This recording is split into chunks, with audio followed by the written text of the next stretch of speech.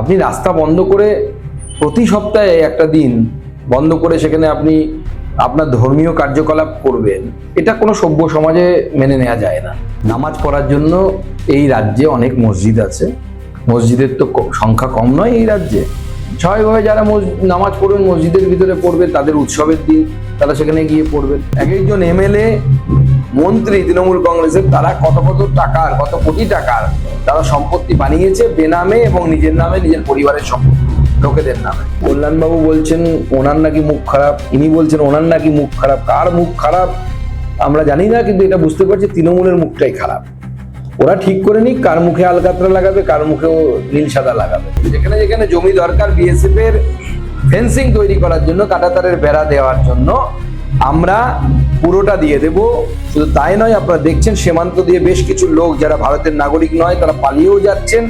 তাদেরকে আমরা বলেছি টাটা বাই বাই, আর যেন কোনো দেখা না পায়। এখন বালি মাফিয়া হোক বা অন্যান্য যারা চুরি চামারি করার কাজে যুক্ত হোক, সে যে নেতারই ঘনিষ্ঠ হোক না কেন, কেউ বাঁচাতে পারবে না, তাদেরকে জেলের ভেতরে যেতে হবে। মানুষের সম্পদ থাকলে সব করা যায়। নামাজ পড়ার জন্য এই রাজ্যে অনেক মসজিদ আছে, মসজিদের তো সংখ্যা কম নয় এই রাজ্যে। স্বাভাবিকভাবে যারা নামাজ পড়বেন মসজিদের ভিতরে পড়বেন, তাদের উৎসবের দিন তারা সেখানে গিয়ে পড়বেন।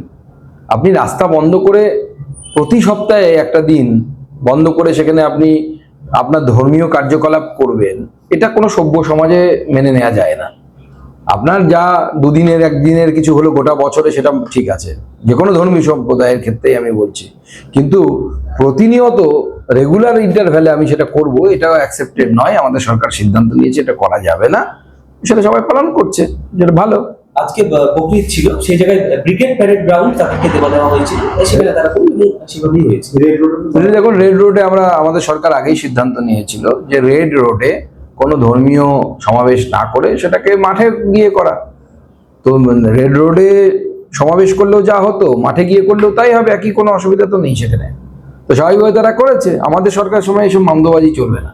দাদা, বিধায়ক তৃণমূলের যিনি বিধায়ক ছিলেন দিলীপ মন্ডল, তাকে পুরী থেকে বিষ্ণুপুর থানা গ্রেপ্তার করছে। তার বিরুদ্ধে তো হুমকি দেওয়ার অভিযোগ, এবং সেই ভিডিও আছে। অভিযোগ তো শুধু নয়, ভিডিও আছে, প্রকাশ্যে ভিডিওতে সে হুমকি দিচ্ছে। এবং সেই হুমকিটা যে একদম শুধুমাত্র শব্দে ভারী তা নয়, কারণ পুলিশ পরবর্তী সময় তার বাড়িতে গিয়ে তার ছেলের কাছ থেকে বন্দুক এবং কার্তুজ দুটোই উদ্ধার করেছে, যা প্রমাণ করছে যে হুমকিটা শুধু মুখে দেওয়ার জন্য ছিল না, আদতে কিছু করার একটা প্ল্যানিং ছিল।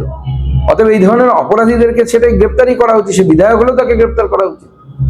বাদুড়িয়ার চেয়ারম্যানের যে পাটক্ষেত, সেই পাটক্ষেত থেকে জকের ধন কোটি কোটি টাকা উদ্ধার।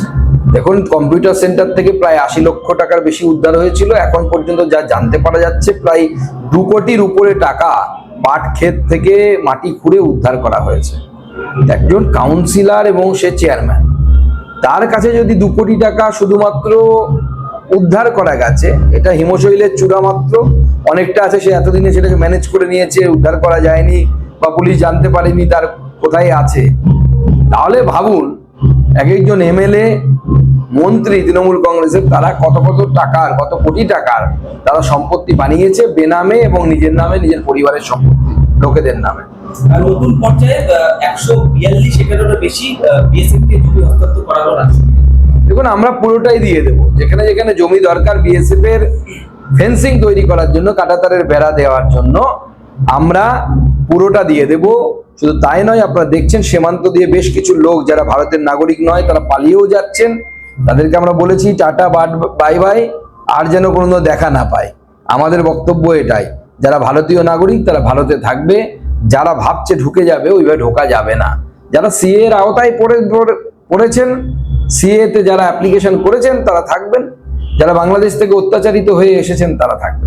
দাদা, অন্নপূর্ণা ভান্ডারের যোজনার ফর্ম প্রকাশ করা হয়েছে, পাশাপাশি লক্ষ্মীর ভান্ডার যেটা চলছে সেখানে দেখা যাচ্ছে পুরুষের অ্যাকাউন্টে থেকে শুরু করে ছাত্রের অ্যাকাউন্টে লক্ষ্মীর ভান্ডার। না, তৃণমূল কংগ্রেস করলে পরে আপনাকে কিচ্ছু বাকি থাকবে না, তো সবই পাবেন। তৃণমূল কংগ্রেস হলে আপনি মহিলা হন, পুরুষ হন, সবকিছু পাবেন।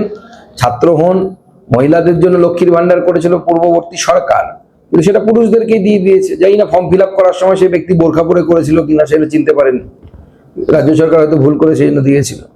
দক্ষিণ দিনাজপুর জেলার বংশীতে আবার এক তৃণমূল নেতা বালি মাফিয়া গ্রেপ্তার হয়েছে দেবতাশিস মজুমদার, এই বিপ্লব মিত্র ঘনিষ্ঠ বলে পরিচিত। দেখুন, বালি মাফিয়া হোক বা অন্যান্য যারা চুরি চামারি করার কাজে যুক্ত হোক, সে যে নেতারই ঘনিষ্ঠ হোক না কেন, কেউ বাঁচাতে পারবে না, তাদেরকে জেলের ভেতরে যেতে হবে।